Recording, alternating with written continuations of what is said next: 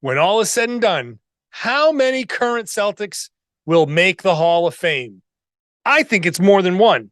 I'm going to tell you who right now on the Locked On Celtics podcast. Be ever ready. Recognize the city of champs.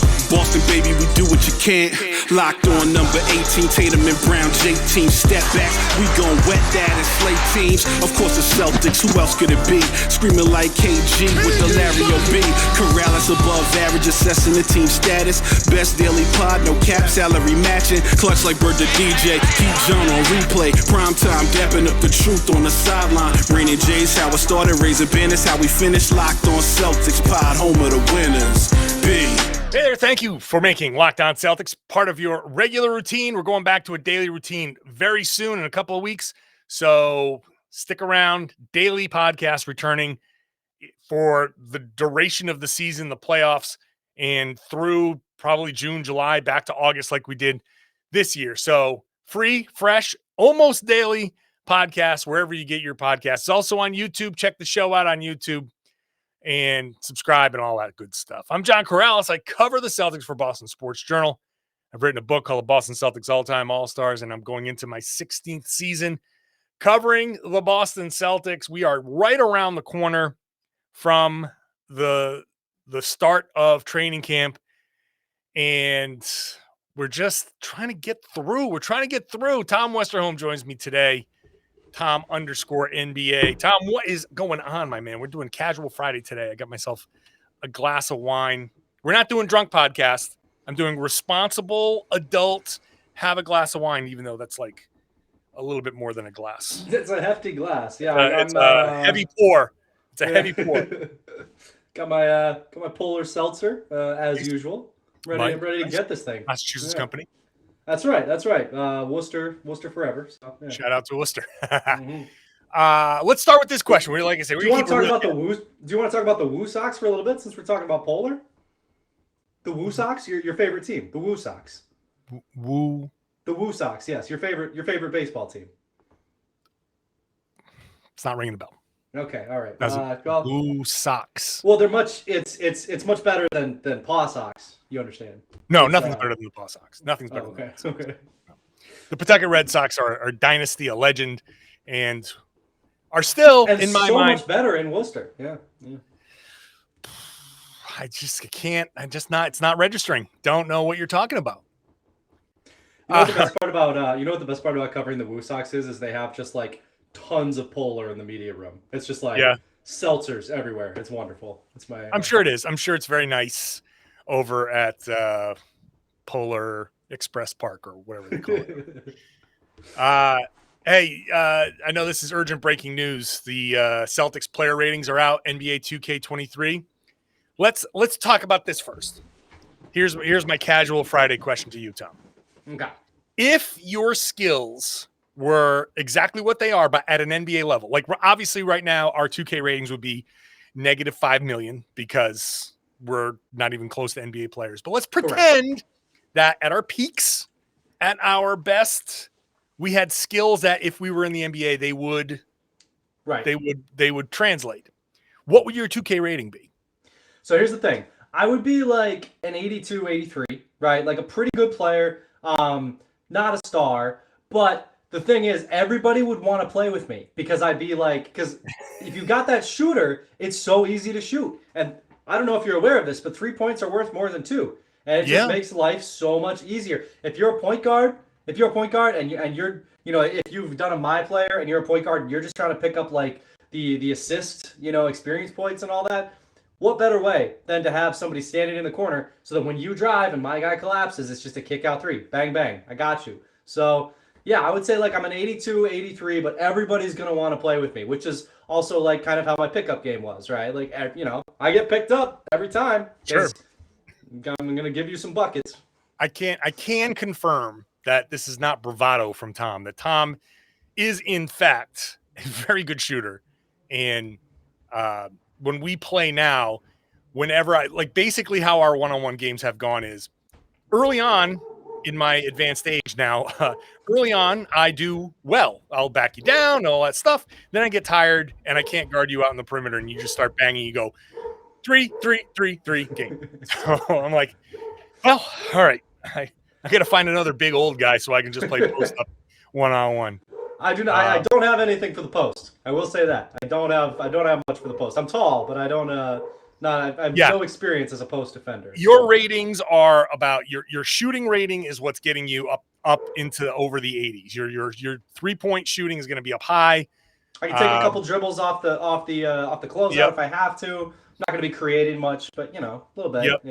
Yep. Okay, that's fair. That's fair. How about you? I feel like I'd be like in the mid to high 80s, like I would say like 80, 85, 86. My 3-point shooting, even at my best, was not something that I'd hang my hat on. My free throw shooting was less than what I wanted it to be.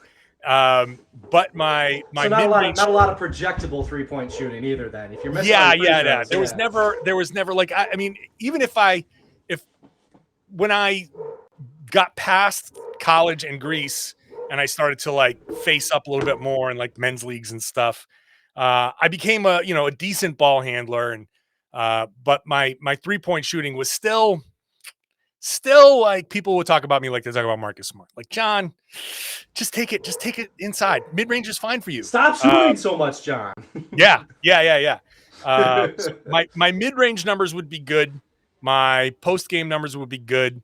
My rebound numbers would be what propel me. My rebound numbers would be really, really high. My defense numbers would be really, really high. I averaged, I think I finished my career with 212 block shots in 100 games. So up over like 2.1.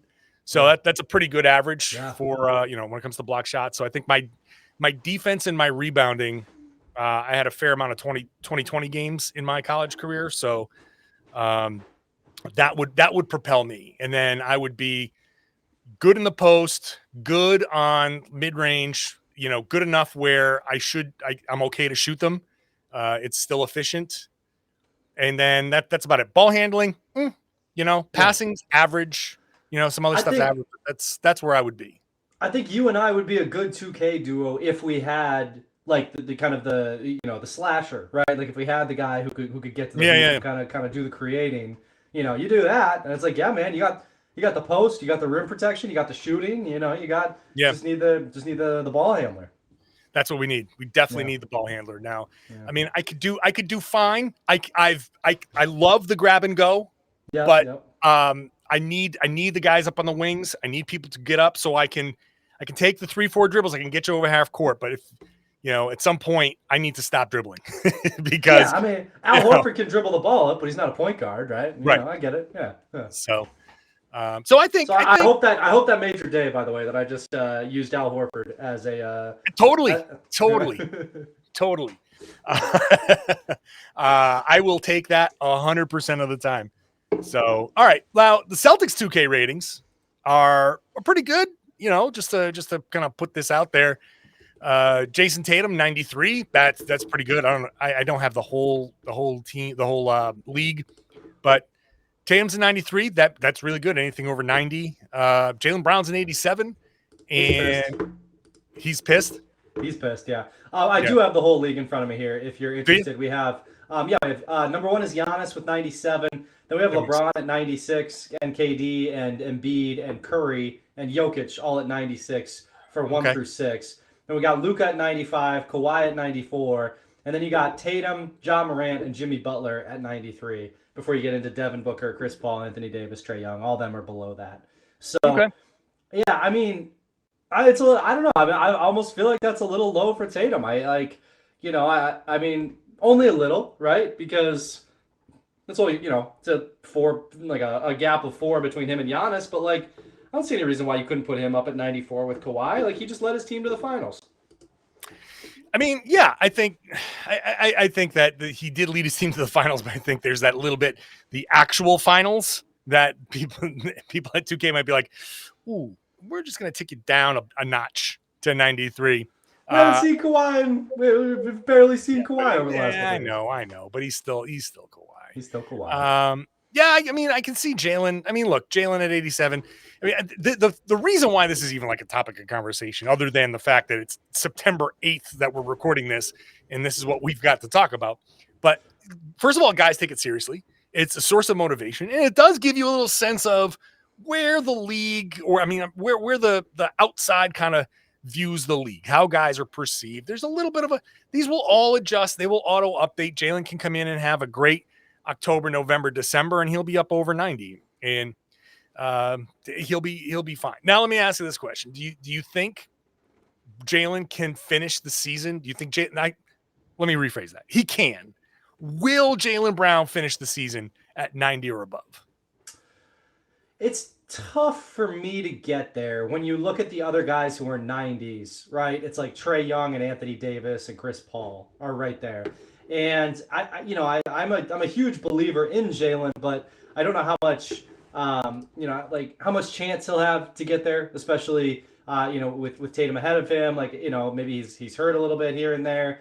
It's funny that he's mad. I mean, he tweeted at 2K like, stop playing with me. The other guys who are at 87 are, Shai Gilgeous-Alexander, Bradley Beal, LaMelo Ball, Zion Williamson. I mean, you could make the case that, like, having Rudy Gobert, Zach LaVine ahead of him, like, that's, say what you want. I mean, I would probably rather have Jaylen than either of those guys, but, I think generally, like, I have you're right, he could get to 90. I think if he gets to 90, I'll be a little bit surprised, and I'm not sure what that would mean for, like, Tatum's health, for example, right. Just because I think Tatum's going to be getting the lion's share of the touches yet again. But, yeah, I mean, I'll say he's good enough. I'll say he will. I'll say that he will. Okay. All right. I'll say that he will. I'll just go out there and say that he will. All right. It's a bet that we're going to both forget about before the end of the season. Absolutely. Let's do this. Let's wrap this up quickly by saying, okay, I said I was like an 85, 86. You're like, I'm an 82. Now you see that Jaylen Brown is an 87. Now you see that Robert Williams is an 85. I think we should adjust our numbers just a little bit, because I feel like, okay, I'm pretty confident in my game at the level that I was, but even that, I would say, still think Rob's, I don't think I should be at Rob's level. I definitely shouldn't be 1 point behind Jaylen Brown. So that means I'm going down to like an 84. So, I don't know, man. I was a 20-point per game scorer in men's leagues. I think I might bump myself up a little bit. I think I'm an 85 now. I feel pretty good about it.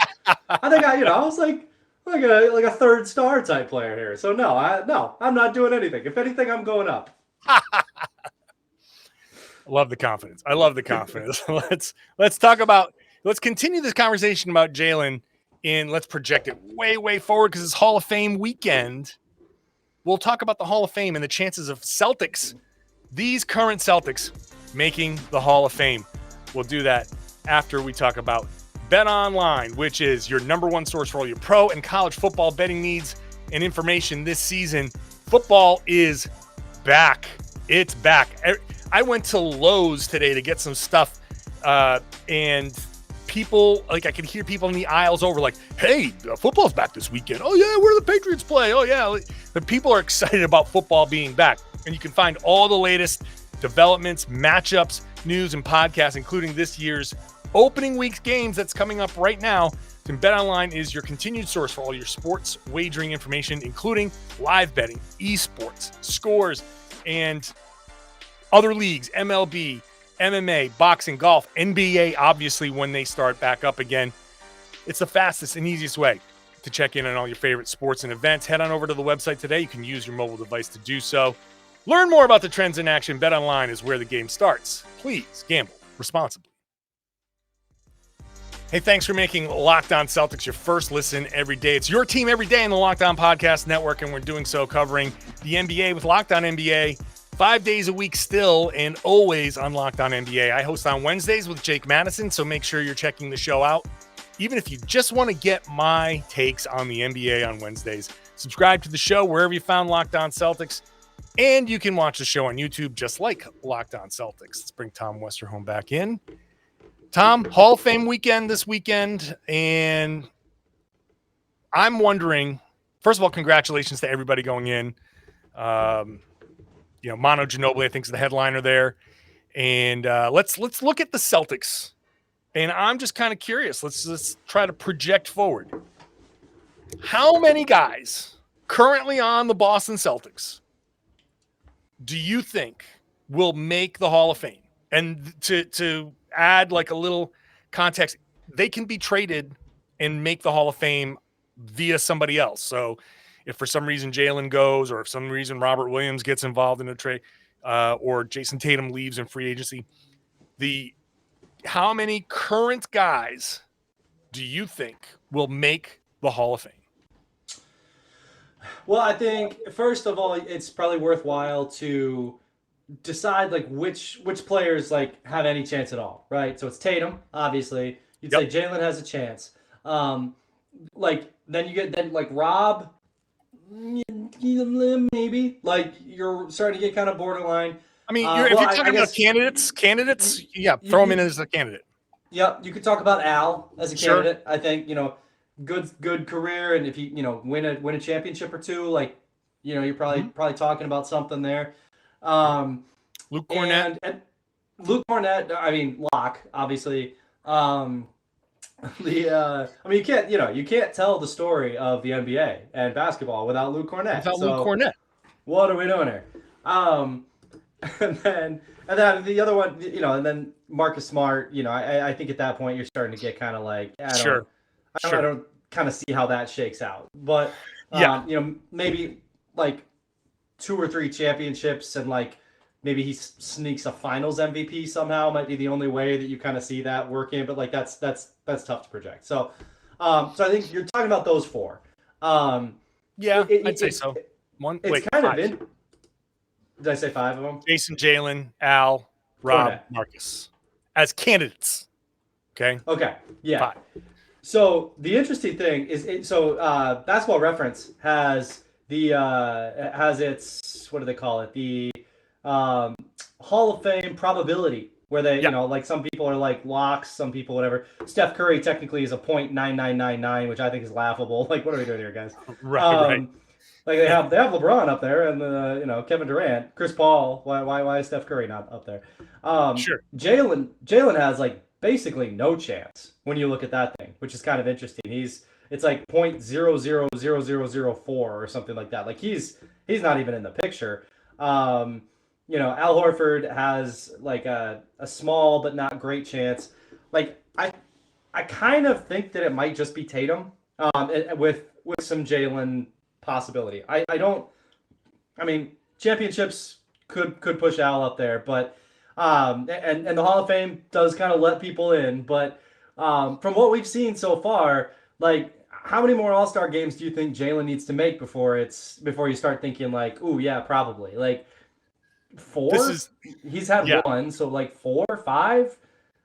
Joe Johnson is not a lock at 7. Mm-hmm. So this is really the heart of this conversation, because so we have the guys that we can say we can't say no because we just don't know, right? Yeah. We can't say no to Rob, really, but if we project out, like, I don't think he's going to have the numbers to say he's a Hall of Fame player. Marcus Smart, as much as I love him, and he's got a Defensive Player of the Year award, he's never going to make an All-Star game. He might make one. He's probably not going to make an All-NBA team either.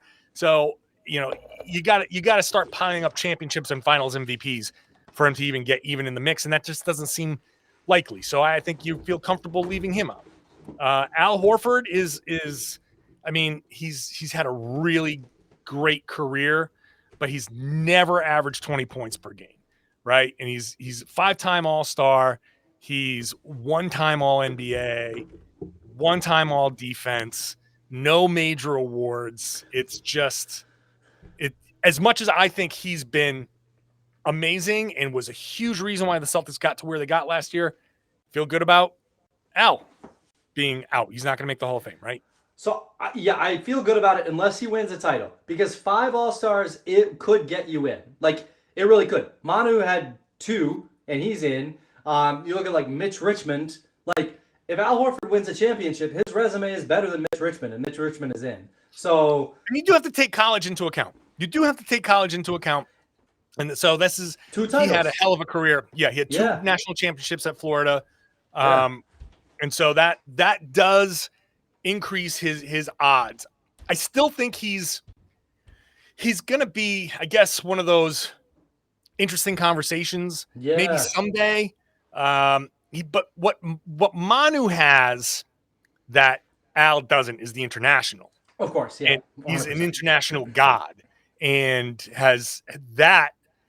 It's really for Manu, it's not the NBA work that's gotten him in. It's Right. the international work and the NBA work that's gotten him in.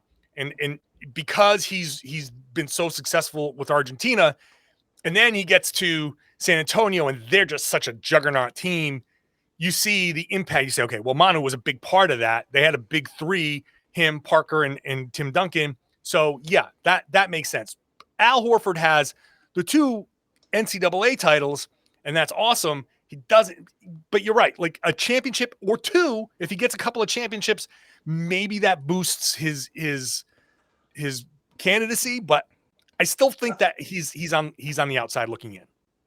I would mostly agree with you. I do think like the 5 All-Stars does help. Like that's not an insignificant number. And I also think too like depends how impactful he is on those championships, right? Like if the Celtics like run through the Bucks and it's yet again because Al defend, or maybe they beat the Sixers in the Eastern Conference Finals, and it's a big part of it is because Al defended Embiid so well. It's like then you can make the case like as you look later into his career, yes, he wasn't an All-Star at that point, but that was when he really contributed to winning a championship.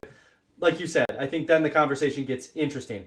As an aside, on Basketball Reference, Al is the 30th most likely active player to make the Hall of Fame. He's behind guys like Iguodala, Kemba Walker, Rudy Gobert, DeMar DeRozan, ahead of, interestingly, guys like Derrick Rose and Karl Anthony Towns. They have him at a 12.2% chance of making the Hall of Fame. Jaylen is 79th on among active players. Behind, are you ready for this? Montrezl Harrell and Harrison Barnes. All right, let's Stop talk about playing with him. Basketball Reference. Stop playing with him. Okay, let's talk about this, because really this is at the heart of why I wanted to even have this discussion, because we got those other guys out on the outside, right? 12% chance is still on the outside, and I think that's about right. With the caveat that, hey, things can change and you never know. Tatum, I feel good. Like he's going to have a Hall of Fame career. He's already a first team All NBA guy. He's probably going to make every All-Star team until he's 33 or something like that. He's going to get in, no problem. I think that's a given. Jaylen, I think this is a critical stretch. The next 3, 4, 5 years. Now he's 25, so this is his prime, or entering his prime. This is make or break for Jaylen Brown having a Hall of Fame career. And I think he can do it. But he has to be the clear number 2 on a championship team. And my argument for Jaylen making it is, if the Celtics are a top seed, top 2, top 3 at worst, you're going to have you got to get 2 guys in. That's going to be the conversation. You got to get 2 Celtics in there. Yeah. And it's going to be Jayson and it should be Jaylen, unless some crazy weird thing happens. So now Jaylen's going to start making all-star teams. If Jaylen is look at him this past season, 23.6, 24.7 points per game. If this is who he is, low to mid, that low mid area, mid 20s is like 24, 25, 26. So if he's in that mid 20s and he's got good efficiency and his, all of these numbers are good and the Celtics are winning, he's going to start getting into the conversation for all NBA teams. So I think you're going to start seeing the resume. Now, of course, if they start winning championships and you have a ring or 2 on your resume, and now Jaylen's going to have potentially 5, 6 all-stars looking down the line, 2, 3 all-NBAs down the line, a couple of rings, a career where he's averaging 20-something points per game and 6 rebounds per game and 4 assists per game. And you go, wow, man, 25, 6, and 4.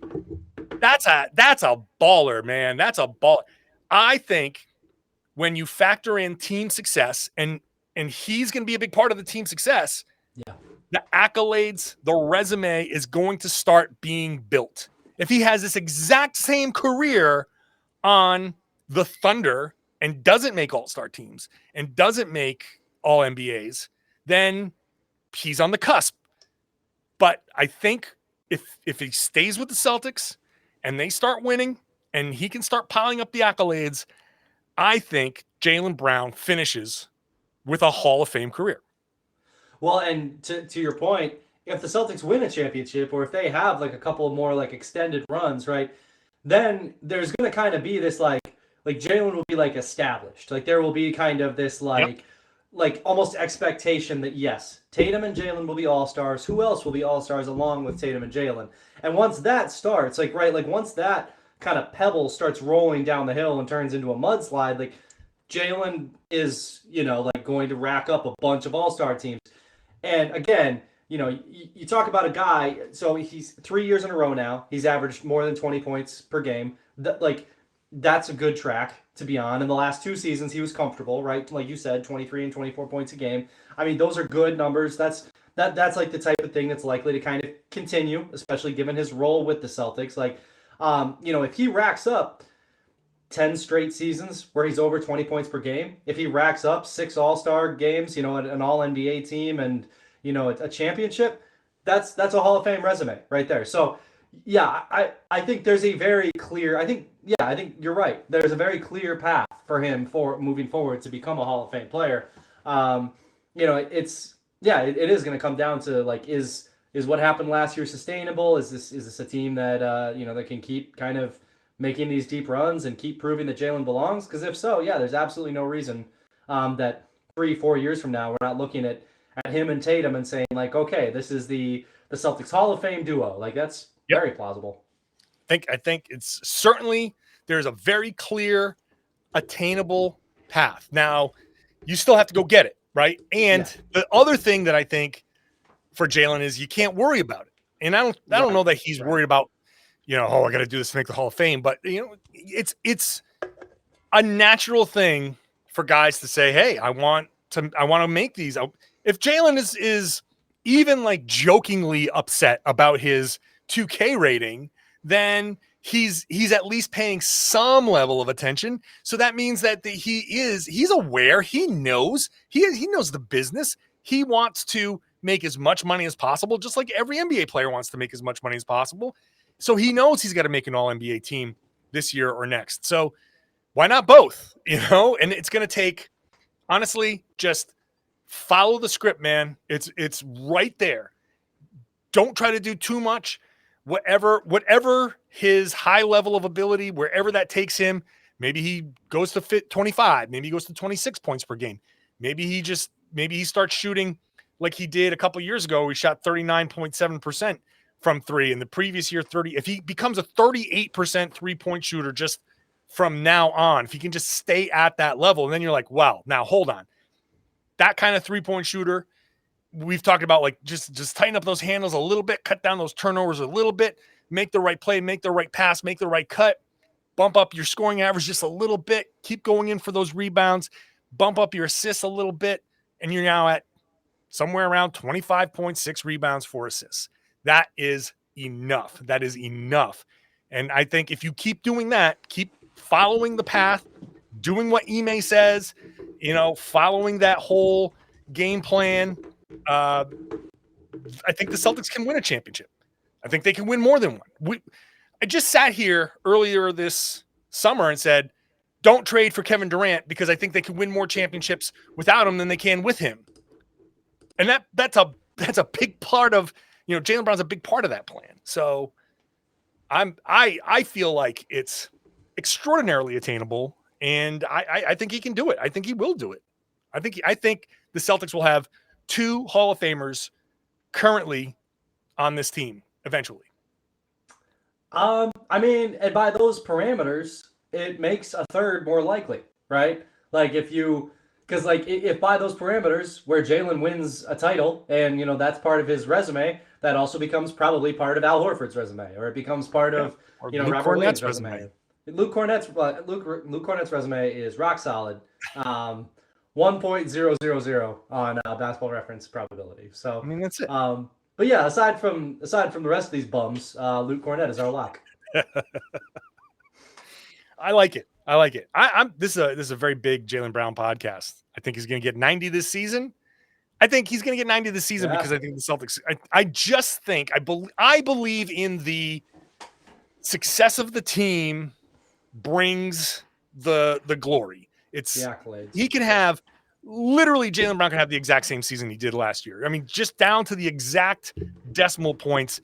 And if the Celtics start as a top seed and finish as a top seed, that he will be, as Tom disappears from the YouTube video, he will be an all-star, and he will be a potential All-NBA player. I think he can make All-NBA this year. I really do. All right, I don't know what's going on with Tom, but we're at the 30-minute mark, so let's just wrap up the show. We'll figure out Tom's deal later. I'm just going to say thank you for listening and watching the show. It's Casual Friday. I've been sitting here, chilling out, my glass of Pinot Noir. It's actually my second glass, but not because I drank the first one, because the first one just got shattered by an errant microphone. So... And I was thinking about doing pregame on Instagram Live. That would have been one hell of an Instagram Live. Hey, Tom is back. Let's just bring Tom back to say goodbye. Bye, guys. Sorry, I was clicking on Basketball Reference. I tried to go to Jaylen's Basketball Reference, and I just did it right in the same browser. I'd love to blame my internet, but that was a me problem. Oh, yeah. And you say your 2K rating's what now? 87. This will makes bring me it down. better. This will bring it down, man. There's gonna be a 2K podcast rating. Right? What's the 2K podcast rating? I got to be in the 90s. I mean, how many NBA podcasters are out there? Let's get NBA. That should be in part of 2K24. We should have part of the next NBA 2K series podcasters on the thing talking about it. I should be in 2K motion captured talking about Jaylen Brown and Jayson Tatum. That should be a feature. Well, and talking about the My Player, right? Like if your My Player gets drafted to the Celtics, like Locked On Celtics is talking about him. Absolutely. I think that would actually be a fun feature. Get Ronnie on the phone. We gotta. Yeah, man. Yeah. I mean, I know some people. We gotta get that. We gotta get that in there. That would be fun, man. Yeah, John, what are you going to LA for? I'm gonna motion capture podcasting. Just ping pong balls all over my face so I can be on a video game going. All right. Bye, Tom. Bye, guys. Once again, thank you for listening. Thank you for watching. It's fun doing this 3 days a week right now, 3 days a week next week, 5 days a week after that. And then we are off to the races because then it's media day. Man, we're right back. That's why I changed my background on YouTube to the practice facility, because the practices are coming.